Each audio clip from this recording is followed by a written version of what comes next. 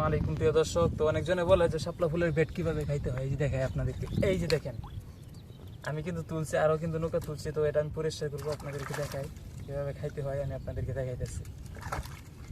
তো যারা গ্রামে তারাই কিন্তু এটার মজা বোঝায়, তো শহরে যারা থাকে তারা কিন্তু বোঝে না। আমি আপনাদেরকে দেখাইতেছি। এই যে দেখেন, এটা কিন্তু উপরে সিলতে হয়, সিলে ভিতরে একটা ফল আছে, ওইগুলো আর কি খাইতে হয়। তো আমরা গ্রামের মানুষ, কিন্তু গ্রামে যেভাবে খাই ওইভাবেই আপনাদেরকে দেখাইতেছি। এই যেটা আছে না, এটা আর কি খাইতে হয়।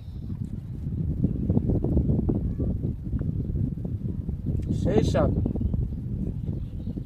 দেখছেন ভাই, খেলায় পরে সেই স্বাদ।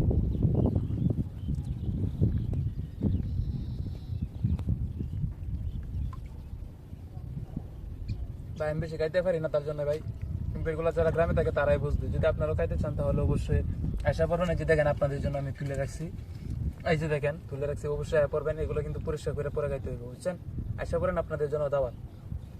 আর এখানে শাপলা ফুল আছে, যে আপনাদেরকে দেখাই, তুলছি, সবকিছু মিলাই আপনাদেরকে দেখাইলাম, দেখছেন। আশা করবেন অবশ্যই।